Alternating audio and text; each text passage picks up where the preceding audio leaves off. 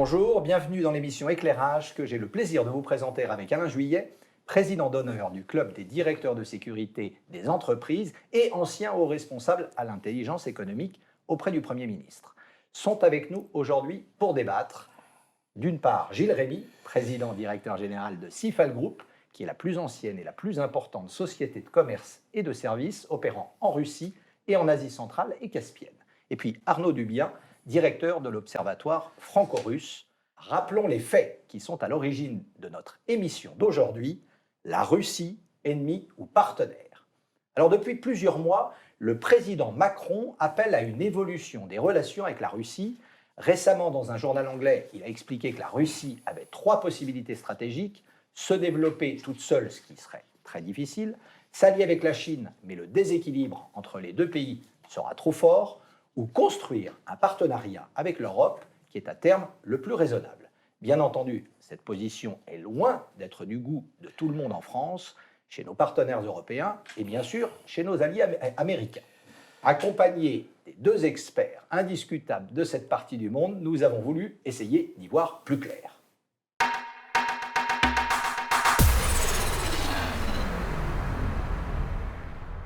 Alors Alain, revenons sur les explications et sur les causes du thème de l'émission d'aujourd'hui, donc la Russie, ennemie ou partenaire.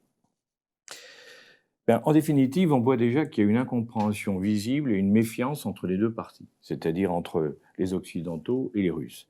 Et on connaît bien, nous connaissons tous par les médias, la position française ou la position américaine, qui est directement inspirée, il faut le dire, par ce qu'on appelle les néoconservateurs. Et de l'autre côté, par contre, on connaît très très mal la vision russe. Et je crois que c'est bien au départ de rappeler ce que c'est. À savoir qu'après la chute du mur de Berlin, l'accord passé entre les Américains et les Russes, et ça a été confirmé de tous les côtés, était qu'en aucun cas, l'OTAN ne devait occuper les pays qui étaient limitrophes de la Russie. Ça, c'était l'accord qui avait été passé. Or, ça a été tout de suite battu en brèche par les Américains, d'abord dans les pays baltes, puis en Géorgie, en Ukraine, et de nouveau en Ukraine récemment. Donc, en définitive, du coup, ça a mis les Russes en situation un peu d'assiégés par rapport à l'accord qui avait été passé au départ. Et on l'a vu en plus en ce qui concerne l'Ukraine récemment, où l'idée que l'OTAN puisse occuper l'Ukraine était non seulement contraire aux accords, mais en plus insupportable, puisque, comme vous le savez, en Crimée, il y avait une des 2 plus grandes bases militaires russes, et donc ils n'allaient pas accepter qu'une base militaire russe soit en territoire OTAN. Le deuxième élément qu'il ne faut pas oublier, c'est que la disparition du socialisme, qui nous a paru à nous quelque chose de formidable, ne s'est pas révélé un paradis pour les Russes. On oublie qu'après la chute du mur de Berlin, après la crise et le basculement des soviétiques vers un autre système, on a eu une perte de pouvoir d'achat chez les Russes qui a été entre 50 et 60%, c'est-à-dire une baisse de niveau de vie qui serait absolument considérée comme insupportable en Europe, et qu'il a fallu près de 20 ans pour qu'ils retrouvent un niveau de vie équivalent à celui qu'ils avaient connu à l'époque des soviétiques. Donc, si vous voulez, rien que ça montre que ce n'est pas si simple qu'on voudrait en parler. Merci Alain déjà pour ce premier éclairage. Messieurs, une première réaction à cette pause du débat de la part d'Alain Juillet. Rémy ? Écoutez, je partage pour l'essentiel les propos d'Alain Juillet, c'est-à-dire que nous devons essayer de comprendre ce qu'il y a dans la tête des Russes et la façon dont ils voient ce qui leur est arrivé et la façon dont ils voient le monde. Parce que si on raisonne d'une façon complètement autocentrée, eh bien, on va faire beaucoup d'erreurs. Et effectivement, je partage le fait que pour la plupart des Russes, c'est-à-dire pour l'immense majorité, ce qui s'est passé avec l'effondrement de l'Union soviétique, ça a été je crois que dans l'histoire économique, on n'a jamais vu un effondrement équivalent en temps de paix. Ça a été une catastrophe sociale, ça a été une production industrielle qui a diminué de 2 fois, ça a été une crise démographique qu'on n'a jamais connue, je le répète, en temps de paix.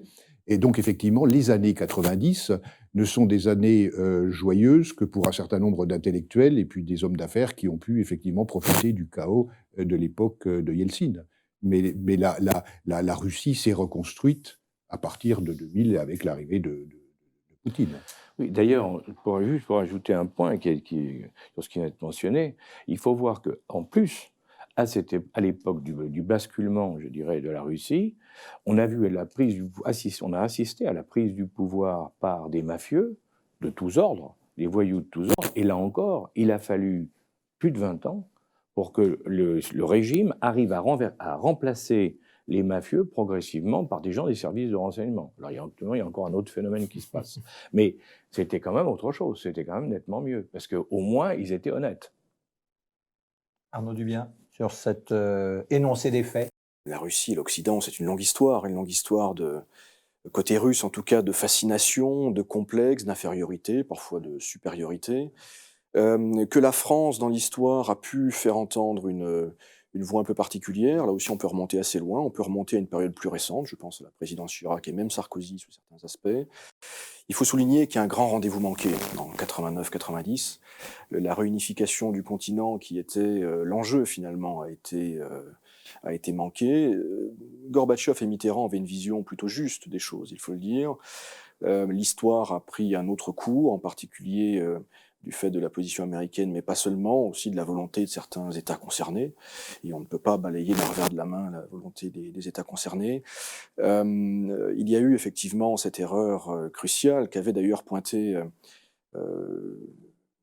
George Kennan, qui était à l'origine de la politique d'endiguement de l'URSS en 1947 et qui, en 1997, avait attiré l'attention de tout le monde, y compris des Américains, sur le fait qu'élargir l'OTAN constituerait une profonde erreur qui braquerait les Russes et qui les convaincrait finalement que la volonté ultime de l'Occident est de l'affaiblir le pays. Je crois qu'on en est là, on récolte depuis quelques années les tristes fruits de ces erreurs. Il y a peut-être la possibilité de repartir d'un bon pied. En tout cas, je pense que c'est le sens de la démarche du président Macron. J'ajouterais que, je crois, parce que là aussi, c'est à remarquer, quand on voit ce qui s'est passé avec Mitterrand, puis et Chirac en particulier, mais aussi un peu d'une certaine manière, le président Sarkozy, qui souhaitait recréer des liens ou qui voulait continuer des liens avec la Russie. Mais il faut bien voir qu'on vient de vivre une période durant laquelle l'Allemagne a été le pays le plus fort de l'Europe. Angela Merkel, qui est une femme qui vient de l'Est, qui était à l'Est, elle, par contre, elle n'a jamais été évidemment favorable à la Russie.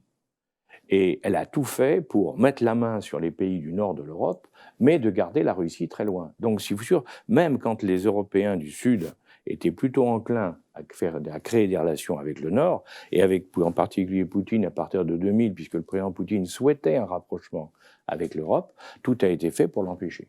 Ça, je crois qu'il faut bien voir les choses comme elles sont. Mais je voudrais ajouter une chose aussi, parce que pour aller à ce qui se passe aujourd'hui, c'est très intéressant de voir ce que fait le président Trump, parce que là aussi, on raconte un peu n'importe quoi. Trump, qu'est-ce qu'il dit? Il dit « Mon ennemi, c'est la Chine ». Parce qu'en 2050, la Chine sera la première puissance mondiale et nous voulons rester malgré tout la première puissance mondiale. Pour ça, il faut qu'on soit associé à tout le monde. Nous devons impérativement être associés à la Russie. C'est la position américaine. Et ça, c'est très important parce que nous, on est en train d'interpréter la position américaine en disant « mais les Américains, ils sont les plus forts au niveau militaire, mais les Russes sont très puissants aussi ». C'est une absurdité. Le budget militaire russe est 10 fois inférieur au budget américain. Oui, donc il faut être sérieux. On dit aussi la Russie, pour le plan économique, c'est une énorme puissance. Ce n'est pas vrai. Il faut pondérer tout ça. C'est vrai que sur le plan des chiffres purs de développement, enfin de PIB, la Russie est le 11e pays, donc ce n'est pas un grand pays. Mais par contre, la Russie a d'autres potentiels et on pourra en parler avec nos amis. Donc, je crois là-dessus, il faut être très clair. On est à une bascule actuellement, et c'est ça qu'il faut regarder. Et le président Macron, quand il commence à s'intéresser à la Russie, c'est pas pour rien. C'est que derrière, il est évident qu'il faut que quelque chose se passe.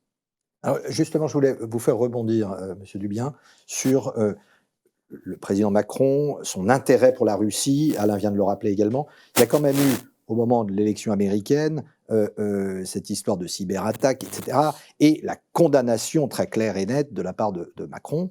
Alors, où est-ce qu'on se situe dans tout ça? Et finalement, peut-être vous d'abord, Arnaud Dubien, puis ensuite Gilles Rémy, mais dans cette relation d'amour et de méfiance, enfin, d'intérêt et de méfiance à la fois, de jeu de chat et de la souris. Il faut bien voir qu'il y a un débat franco-français très dur sur la Russie. La Russie est un sujet clivant. en France comme ailleurs, mais en France particulièrement, avec beaucoup de spécificités. Il y a une histoire qui n'est pas la même qu'en Allemagne ou en Grande-Bretagne. Il y a eu des périodes de très grands rapprochements, des périodes d'alliance militaire, y compris pendant la Deuxième Guerre mondiale. Il y a une relation économique, c'est peu connu, très forte, très dense. La France est le deuxième investisseur étranger en Russie, premier employeur étranger. Mais il y a aussi en France un phénomène qu'on observe depuis une dizaine d'années, qui est un phénomène finalement de remplacement des élites, d'évolution des élites, en particulier des élites liées à la politique étrangère, et l'affirmation, la montée en puissance d'un courant néoconservateur ou néo-atlantiste. Et donc, qui va de pair avec une forme d'érosion de ce qu'on a appelé l'héritage gaulo-mitterrandien en politique étrangère.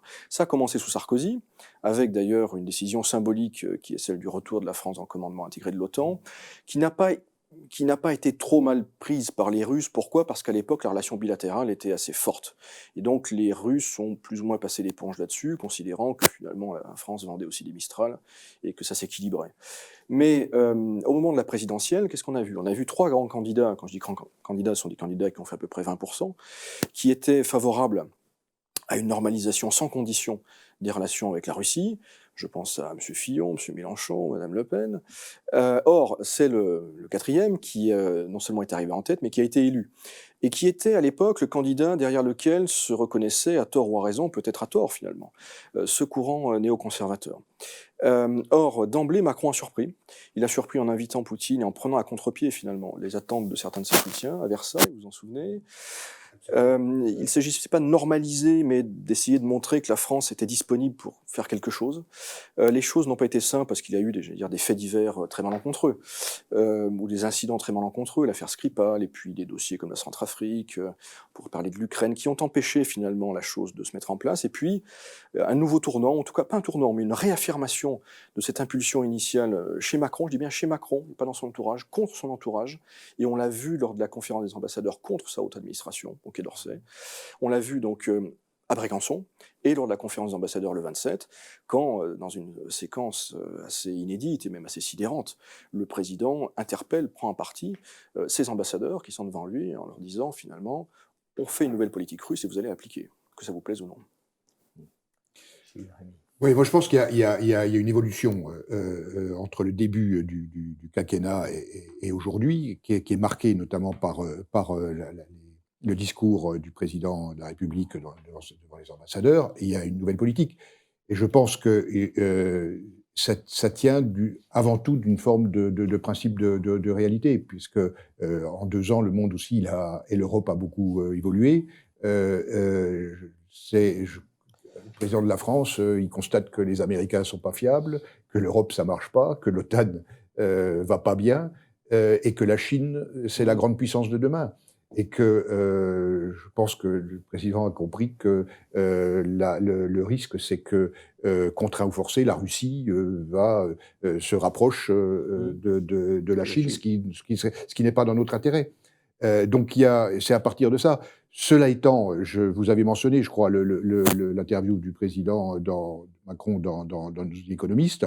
Je suis un peu inquiet sur la façon dont il présente la Russie, parce que dire la Russie, c'est le poids économique de l'Espagne, ça veut rien dire. On se prive de comprendre les équilibres du monde et ce que représente la Russie, y compris économiquement. Vous avez parlé, effectivement, il faut raisonner en PIB, pouvoir d'achat. Et dans ce cas-là, la Russie, elle est au niveau de l'Allemagne. Et elle est devant la France. Donc, ce genre de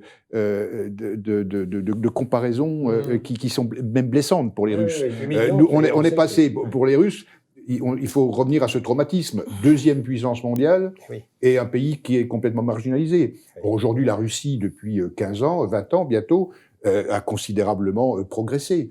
Elle a une capacité de rebond considérable. Il y a 15 ans, j'aurais pas parié un copec sur la renaissance du nucléaire russe, qui est un secteur que je connais assez bien.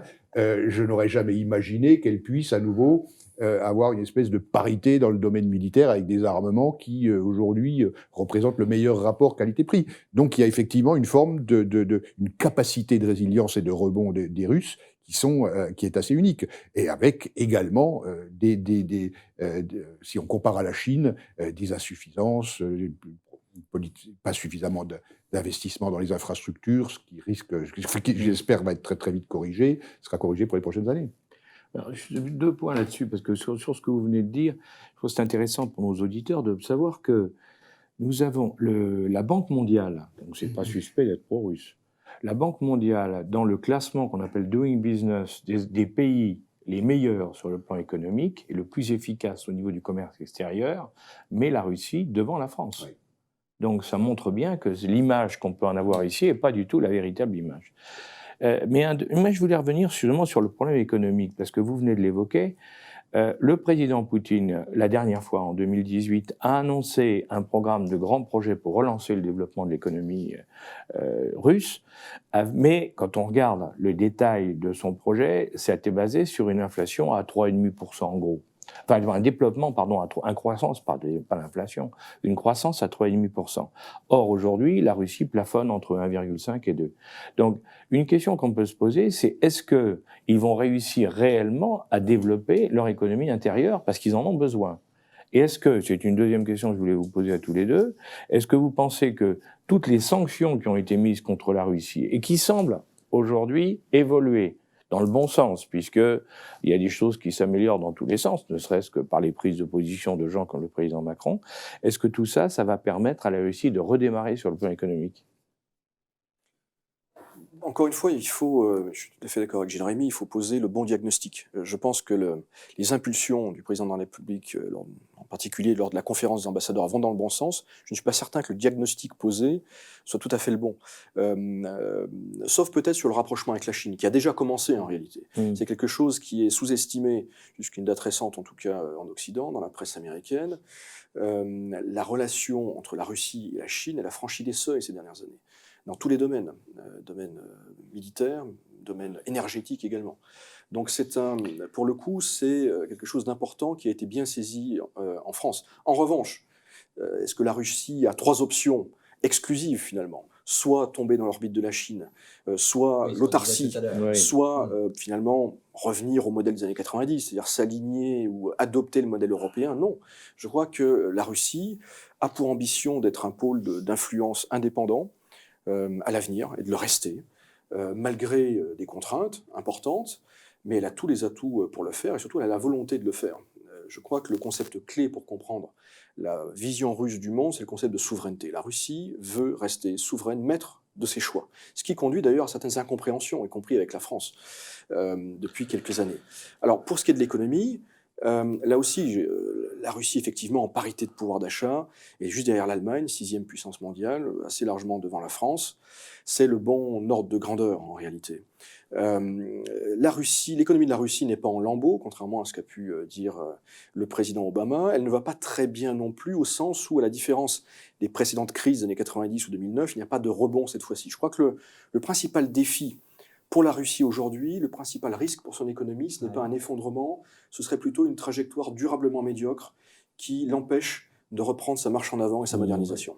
Oui, je suis tout à fait d'accord. C'est-à-dire que la Russie a un taux de croissance qui n'est pas suffisant, puisqu'il est autour de... Ceci dit, on n'est pas mieux. On n'est pas mieux.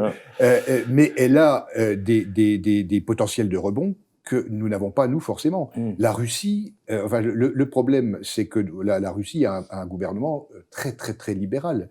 On a un problème de pouvoir d'achat en Russie. Donc, effectivement, le pouvoir d'achat la consommation n'est pas un moteur de croissance. Ça peut l'être. Ça pourrait l'être. Il y a un problème d'investissement. Il y a un grand programme qui peut être aussi un moteur de croissance. Et puis l'exportation qui restera quand même très marquée par les hydrocarbures, etc. Mais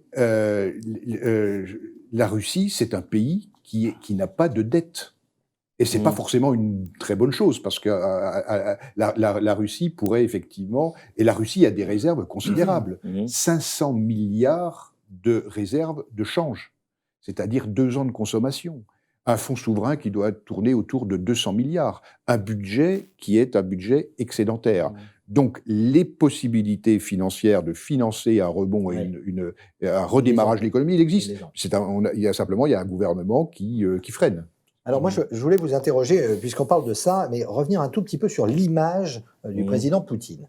Bon, il a été élu en 2000, il a échangé ses fonctions avec son Premier ministre un temps. Sa cote de popularité est encore très au-dessus de celle des dirigeants occidentaux, chacun dans son pays. Et pourtant, il y a une petite une dégradation de sa cote de popularité depuis 2008. Elle s'explique par quoi? Alors que nous, de notre point de vue, on a l'impression quand même qu'il est le maître à bord est très... Il y a deux questions en fait dans votre propos. La question des sondages. Alors il y a plusieurs types de sondages et ils sont utilisés dans la presse occidentale en fonction des opportunités. Il y a l'approbation en général de l'action du président. C'est un sondage qui est conduit toutes les semaines en Russie par différents centres, y compris des centres qui ne sont pas réputés proches du Kremlin. Et que voit-on? On voit effectivement une baisse de 85% environ, ce qui est beaucoup, à environ 65%. Donc une baisse de 20 points. Qui s'explique par la réforme des retraites. Quelque chose qu'on a connu. 85% d'opinion positive, d'approbation qui de l'action. chute à 65%. Absolument. D'accord. Ça reste encore... Ce qui fait rêver tout le monde. Il y a d'autres sondages, d'autres mesures sur les intentions de vote. Il passe de 65 à 45 en cas de présidentielle le week-end prochain. Et la cote de confiance. Tous ces sondages montrent une baisse de 20 points. Qui s'explique par la réforme de retraite, dont la philosophie est assez proche de celle qu'on a connue en France et qu'on va peut-être connaître encore, c'est-à-dire un relèvement de l'âge minimum de départ. Mais encore une fois, vous l'avez dit, il y a un phénomène donc d'usure assez naturel au bout de 18 ans de pouvoir, mais avec un seuil qui reste beaucoup plus élevé qu'en France en particulier. Bon, il y a évidemment beaucoup de spécificités russes sur lesquelles on pourrait revenir. Ce qu'il faut souligner aussi, c'est qu'il y a eu plusieurs Poutines. Ça, c'est quelque chose qu'on a un peu oublié, mais le Poutine des années 2000, du début des années 2000, premier mandat en particulier, c'est un Poutine libéral sur le plan économique, c'est un Poutine pro-occidental qui cherche le rapprochement d'abord avec la Grande-Bretagne d'ailleurs, ensuite avec l'Allemagne, dont il parle la langue, et dont il apprécie le chancelier de l'époque, Gerhard Schröder, avec la France en 2003, il y a un moment fondateur dans la relation franco-russe de ces dernières années. Et les choses changent pour diverses raisons, on pourrait parler de la Géorgie, de la révolution orange en Ukraine, les élargissements de l'OTAN, une forme de méfiance qui s'installe avec les États-Unis, qu'on retrouve dans le fameux discours de Munich en 2007. Ce que je veux dire, c'est que Poutine est un Européen déçu. Et il faut l'avoir à l'esprit. Ah oui, c'est très important. Sur la cote de popularité de Poutine, je crois qu'il y a effectivement sa baisse de popularité, 60-65%, tient essentiellement aux questions sociales et à la retraite particulièrement. C'est là qu'on a vu le décrochage. Sa cote de popularité, en revanche, sur avons-nous un bon président et a-t-il une bonne politique internationale, il y a plus qu'un consensus, il y a une quasi-unanimité, et quelles que soient les forces politiques, parce que les forces politiques sont en opposition sur la politique économique et sociale. Mais sur les grandes questions internationales, effectivement, il y a un accord. Un accord des forces politiques, mais un accord aussi de la population, qui très très très largement soutient, et puis qui se compare. Parce que dans le monde dans lequel on vit, le russe est très très bien informé de ce qui se passe dans le monde, et les télévisions d'ailleurs mettent en plus l'accent sur les questions internationales que peut-être chez nous. Mais ils se comparent et ils se disent finalement on a un président qui nous protège, qui fait le job et qui a redonné au pays effectivement une dignité et une présence. Exactement. Est-ce que vous pensez dans ce cadre-là, justement, est-ce que chez les Russes, par exemple, l'affaire de la Syrie, où les Russes ont gagné, il n'y a pas de problème, la Russie a gagné sur tous les plans, et ce qui se passe, et la redistribution des cartes dans le Moyen-Orient, est-ce que c'est perçu par les Russes en général comme quelque chose de gratifiant, ou alors est-ce que c'est considéré comme quelque chose de très éloigné, et ils n'en ont rien à faire, leur problème étant majoritairement un problème économique local? Moi, je suis convaincu que les Russes considèrent que c'est pas éloigné parce que la Syrie leur semble proche, que les Russes, je parle des dirigeants, mais de la population, connaît mieux l'islam que nous le connaissons. Et parce que l'islam, c'est une partie de la Russie, et ont parfaitement mesuré le danger, effectivement, d'un effondrement de la Syrie. Donc, je pense que il y a toujours une partie qui peut dire ça nous coûte cher, etc. Mais pour l'essentiel, effectivement, il y a une approbation. La Syrie et le Moyen-Orient, c'est surtout une affaire de prestige, une affaire de rang. Et c'est un coup de maître, il faut le dire, de la part du Kremlin, avec un investissement, qu'il soit militaire ou financier, très limité, surtout comparé à ce que font les Américains en Irak ou en Afghanistan, pour l'instant avec un retour sur investissement majeur. Je ne pense pas que ça parle beaucoup aux Russes de la rue, beaucoup moins que l'Ukraine en tout cas, parce que les enjeux, il n'y a pas d'enjeu identitaire. Donc c'est une affaire de prestige, ce n'est pas l'Afghanistan que certains attendaient ou espéraient en Occident ou pour la Russie, mais c'est un sujet qui reste à mon avis assez périphérique pour le Russe de la rue. C'est pas là que ça se joue pour lui, encore une fois. En revanche, on a vu qu'il y avait un effet sur la cote de popularité et puis dans le débat public de la crise ukrainienne. Positivement d'abord, avec l'annexion de la Crimée, qui a très largement contribué à la popularité de Poutine. Si aujourd'hui, espérons-le, on entre dans une logique de règlement de la crise ukrainienne, il est possible que ce soit très favorablement ressenti par la population russe. Plus que la poursuite, la marche triomphale du Moyen-Orient.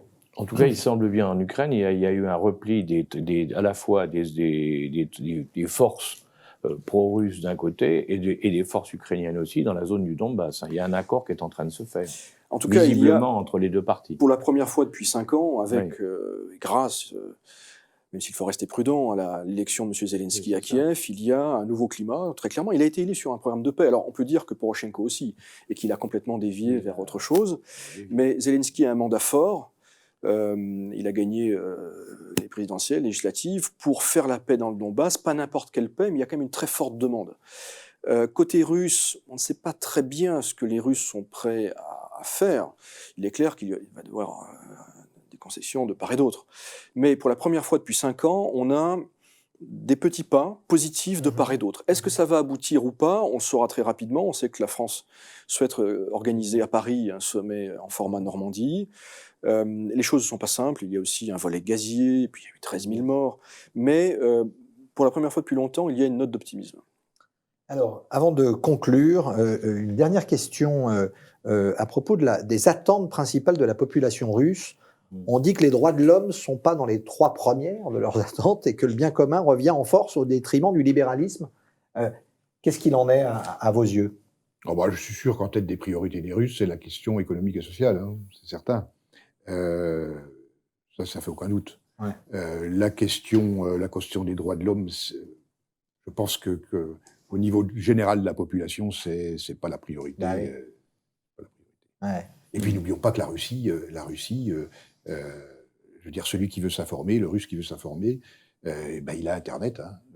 Et puis quand il regarde le bouquet de chaînes, nous on n'a pas RT en France sur notre boîte, mais eux ils ont Euronews, France 24 et TV5. Ouais. Donc ils ont l'accès à l'information, je pense qu'il est est certainement plus large, en Russie. Je crois qu'il y a une très forte demande de justice en Russie, justice sociale essentiellement. On l'a vu sur la question des retraites, on le voit aussi sur la question de la distribution des revenus. La Russie est un pays où il y a très fortes inégalités, parmi les plus fortes au monde. Il y a un côté latino-américain des années 80 qui passe d'autant plus mal que, et c'est là un point commun avec la France, le Russe aime la justice sociale, l'égalité quelque part. Donc là, il y a possiblement un problème pour la politique économique de la Russie. Les Russes, en général, ne sont pas prêts à se mobiliser, sauf peut-être à Moscou, on l'a vu cet été, pour des grands principes, les libertés publiques, les droits de l'homme.